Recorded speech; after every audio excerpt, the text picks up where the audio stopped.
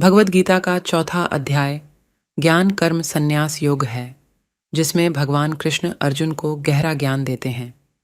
चलिए, गीता के चौथे अध्याय को हम ऐसे समझते हैं जैसे दो दोस्त मिलकर जिंदगी के सवालों पर बात कर रहे हों। अर्जुन युद्ध के मैदान में खड़े हैं और उन्हें अपने ही लोगों पर तीर चलाने का दुख है। वो समझ नहीं पा रहे हैं कि क्या सही है, क्या गलत। तभी कृष्ण उन्हें ज्ञान योग यानी सही समझ का रास्ता दिखाते हैं।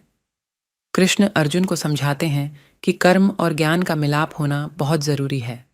जैसे चलना हमारा काम है, पर यदि रास्ता ही गलत हो तो हम कहीं और पहुंच जाते हैं। इसलिए जरूरी है कि कर्म करते हुए सही ज्ञान द्वारा सही रास्ता चुना जाए, ताकि हम अपनी जिंदगी में गलत रास्तों पर न चलें और जीवन की पहेलियों को सुलझा सके। श्री कृष्ण अर्जुन को समझाते हैं कि हम यह तभी कर सकते जब हमें सही ज्ञान मिले, जिससे हम सही रास्ते पर चलने को प्रेरित हो। ये ज्ञान हमें किताबों से ज़्यादा हमें खुद के भीतर और एक अनुभवी गुरु से मिल सकता है।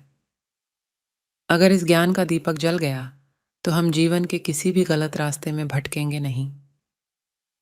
भगवान ने यह भी बताया कि अपने कर्म को त्यागना संन्यास नहीं, बल्कि असली त्याग वह है जब हम अपने अंदर से लालच और अहंकार को खत्म करना है। भगवान कृष्ण ने अर्जुन को समझाया कि कर्म की सही समझ हमें आध्यात्मिक उन्नति की दिशा में मदद करती है।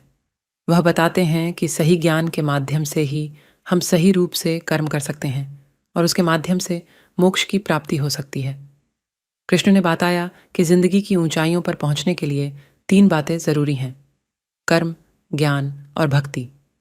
अगर हम अपने काम को सही ये समझकर और विश्वास के साथ करें तो जिंदगी की उड़ान बहुत आसान हो जाती है।